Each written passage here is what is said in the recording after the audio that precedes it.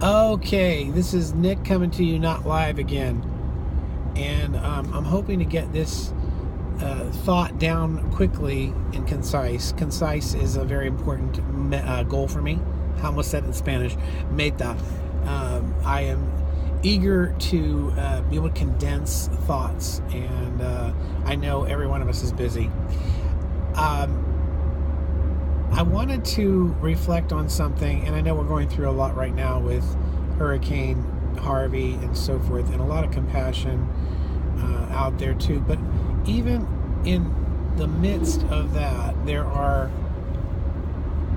agendas, whether it's fundraising, whether it's tearing down a local minister in Houston who is providing shelter and help even in the midst of having part of his sanctuary flooded. And it just kind of grabs my attention that we can't even sometimes as a society move past the differences and the frustrations and agendas to tear each other down, even in the midst of trying to help one another.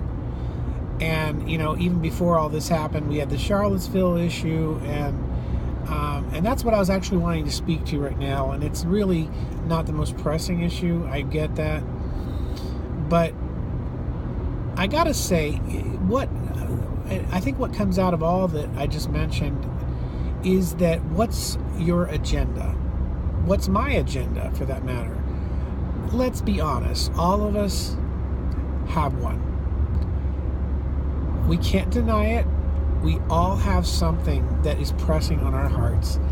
And we get on this medium called Facebook. We post videos because we've got something that we say, I got to get off my chest. I'm here doing this right now because I've got something I want to get off my chest. But to tell you the truth, not everybody wants to hear what I want to get off my chest. And I don't want to hear what everybody else wants to get off their chest. So one of the things I've been striving for is keeping my Facebook posts happy and light and building one another. I just posted something earlier that said, we're so much like gymnasts. In half a mile, turn right. Sorry, I'm speaking to you as I'm on the road. And I am keeping my eye on the road. But we all need one another. And whether it's we from the same faith, I think to me that's the ultimate, but also just being human with one another and building one another. We want to play gymnastics, but so many times we're on each other's back instead of being on each other's shoulders and standing on the shoulders of another and lifting each other's arms. Those are gymnastic moves as well. We just got in 0.1 miles, turn right. We're on each other's backs. And the reason we're do that is because we've got an agenda. We've got something that's honestly a need that's we're trying to meet. And turn right is to be heard. And something, it's like, why do we get on Facebook? Sometimes because we feel like a need we have or something that's pressing on our minds isn't being heard. And we hope that somehow our broadcast, if you will, of our agenda or of what's on our minds, of the significance. Somebody one time said that every man and woman has 3 different things that we have in common: the need for love, the need for significance, and the need for security. We all have those needs, and so we get on because we want to feel significant, and we want to feel like what we're saying is significant. So having established that, let me tell you what my agenda is right now, and what my heart is as an educator and as someone who cares about legacy and cares about furthering the values that I truly believe in, family and God and country. And those are things that matter so deeply to me. And I think a lot of us all want that. We want that same thing. The thing is, some of our parts of our agenda or what we consider important are different. And what makes them different? Our experience, our life, the things that have hurt us. things that have bothered us and affected us, or that have inspired us. When we watch the world around us and we advocate for causes, things that are we don't want to see our fellow mankind or our family members or our colleagues offended and hurt, and we speak up strongly because there's a cause. But the thing is, those causes so many times clash. But the very heart of it is, we care. We care about someone or something enough to spare it, to save its life even. Whether it's pro-life or saving the life of a baby. But then others would say, no, but I want to save the life of the mother. And if that pregnancy is going to hurt that mother, then, some would say, the mother has a right to choose, because we want to spare the life of someone else. And so what happens is those two agendas clash. And if there would be some way for our agendas to not clash, or as clash as little as possible, and find a way where we can somehow work together and live with each other and be at peace, as Jesus Christ even said many years ago, find ways, by all means, as much as is possible within you, live at peace with one another. And I truly believe, and this is where I come from, and what I truly believe because I've experienced it, is that God is the only way we're going to find that peace, because He is the Prince of Peace. He's the founder, the definition of peace. And without Him, that is just not going to happen. It's impossible, because if you don't have the source of peace, you can't have peace. And if we have His agenda, and that's the thing, I think, this isn't really what I set out to speak on, but I really feel God speaking to me and saying, this is what I want you to say. In half a mile, turn right. If we've got so many agendas, and we've got so many causes, but we don't have His cause at the center of our focus and our destiny, then we've got so many things that clash. But if we have His cause, and we have His central focus as our agenda, then there is a way for harmony, because we're all headed in the same direction. And I really feel that ultimately, like I said, this is not what I set out to say, but I really feel God. In 0.1 miles, this turn right. Is what you need to share. It's not even my agenda. And you know what? Because like I said, nobody wants us to hear everybody else's agenda. And it's really His agenda. Turn right. That matters most. And if you're not, it's not even about following what I say. It's about what He says. And if you're following that, and where do you find that agenda? You find it in, first of all, His Word and a relationship with His Son, Jesus Christ. That's the simplest and the only way. It sounds narrow-minded to many people. So, well, that clashes with my deity and agenda. It's not about having debates and conflict. It's about what's true and what's real, and about who is real.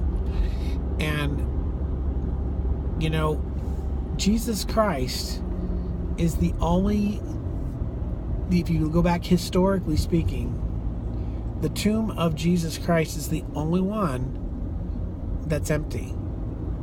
That or people, whether they believe that He rose from the dead or not, His grave is the only one that is still left up to mystery, because all the others, they died. King Tut, where is he buried? We know where he's buried. There's no indication that his grave is empty. Muhammad, he died, and you can pinpoint exactly where he's buried. There are so many different graves of speakers, Buddha and Mahatma Gandhi and all these other theorists or philosophers, Confucius, there are specific places where they've been buried or they've been burned and their ashes cast. But that's a fixed place and time and location where their remains are either buried and lay now or were deposited. The remains of Jesus Christ they still elude people because his grave is empty. And whether you believe in the resurrection or not. So the question is, what's real? Who's real? And, so it's not about having an agenda, trying to combat, have debates about whose theology is right either. It's bottom line is not who's right. It's about what's right, about what's true. And if you don't know this truth, it's not because I'm better than anyone. I would not claim that. I'm just as fallible and sinful as anyone else. There's another debate that could rise from what I just said. What's sin? Is sin really real? Or is it just religious fanatics who have imposed guilt on other people? There comes an agenda because it conflicts. But if we center ourselves around the one agenda, the one truth, and the truth of God and his son Jesus, and you know what? In 1 mile, turn right. What are the tests of a true follower or a true faith in God and that it's real? Go to a Christian funeral. Go to the bedside of a Christian who's dying, who loves God, and then go to someone else's graveside, or go to the grave or the death of someone who does not embrace Jesus Christ.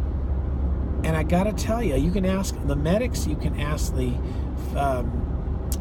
physicians, people that have watched the death of a Christian, in 0.1 miles, death of someone who does not embrace Christianity, and let me tell you, they are not the same.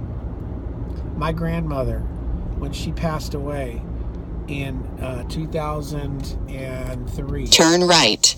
And she had a lot of fears and stuff, but one thing she had that no one could take away is she had a relationship, a personal relationship with Jesus Christ.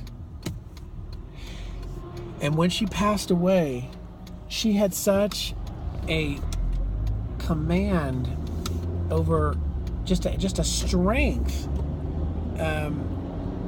And the person that was there with hospice looked at her and he said, I've never seen a more beautiful death, because there was peace, because she knew where she was going.